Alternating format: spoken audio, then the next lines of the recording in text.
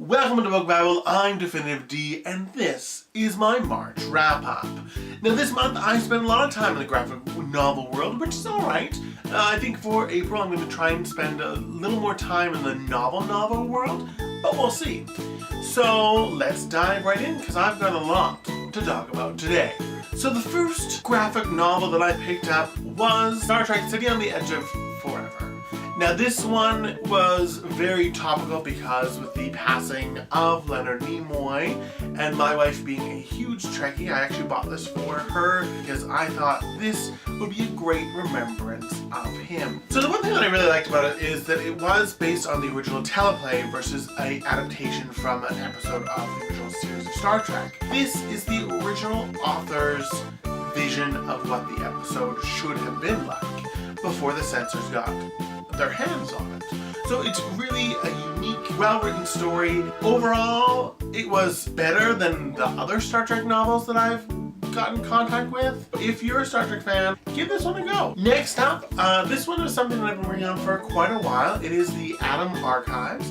Now this is something that I picked up in my comic book store. They have a really neat discounted bin, so I think I got this guy for like 10 bucks. Now this is volume 2. I have never read volume 1. I never really knew much about the character. I did like this one because it was that old classic style of cartooning, which seems to be what I'm really drawn to. Will I read more? Probably not.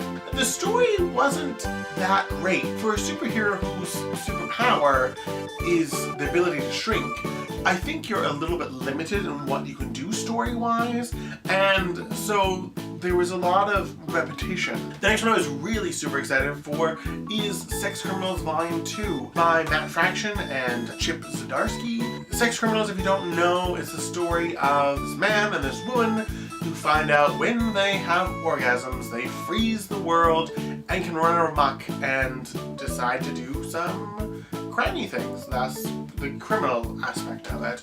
I think that this one, it still had the flavor of the first one, which I really appreciate. I really enjoy the storyline. I'm super pumped for this. If you guys really need a really good graphic novel, Sex Criminals is something that I highly recommend, and I'm super pumped for the third edition of this, which I think comes out at the end of the month in April or somewhere around there. The only novel that I actually picked up and finished was Blood, Bones, and Butter. It was written by the chef Gabrielle Hamilton. I was having a conversation with a lady at my bookstore about this book, and she picked up the audiobook of this one. And I was like, great. I was like all for it because I love audiobooks as much as I love physical books. She said that just the tone of Gabrielle's voice wasn't as interesting as the book probably was. So if you're thinking of, you know, whether you should pick up the audiobook or the physical book of this one, apparently the physical book is the way to go. The next graphic novel that I picked up was The Mask of the Red Panda. The thing that I really enjoyed about this one is the fact that it is based on a radio play. There is some really bizarre things that happen in this one, but it is still wonderful. His sidekick's holy blank Batman is hot chocolate, which I think is just hilarious. I really love the writing of the golden age of comic books. I think it's just hilarious. Sometimes it's a bit cheesy, but I enjoy the cheesiness. I think I always have and I always will. The art in it is beautiful. The coloring is really gorgeous. The story was really wonderful. I'm wondering if there's more of this out there because I really enjoyed it. I think this is something that I would enjoy reading more of. It's right up my alley. The next thing I picked up this month was Scott Chandler's Two Generals. Now this is the story of Scott Chandler's grandfather who fought in World War II with the Highland Light Infantry. This book was a beautiful tribute to his grandfather. The art in it is wonderful. The story was beautiful. Some of the images in it were just hauntingly pretty. The use of color was spot on. A lot of it is done in like the military greens, but then you see splashes of red everywhere. If you want to read a fantastic memoir, Two Generals is something that I think you should pick up. In another Canadian story, we have The Underwater Welder by the fantastic Jeff Lemire. story is really engaging. It is about a young boy and his father and their relationship. So that one was beautifully done. I thought that one was another great one from Jeff Lemire. If you haven't picked up anything from him, I would recommend Underwater Welder or Essex County. Either of them are really great. This one that I picked up was Will Eisner's John Law, Dead Man Walking. This is about a group of cops and them working on the beat trying to solve a crime. It is straight up your gritty cop drama. Normally not my kind of thing, but I really was drawn by the cover of it. I thought it was really well done, and just the fact that this also was in the discount bin at my comic book store, there wasn't much of an investment for me to get really involved in it. So I picked it up, and I'm really glad that I did, because it was a really unique story. It's something that I really enjoyed reading. It was fun. I mean, it didn't take me very long to read. That was one of the things about graphic novels. They're easy to bang out one after another.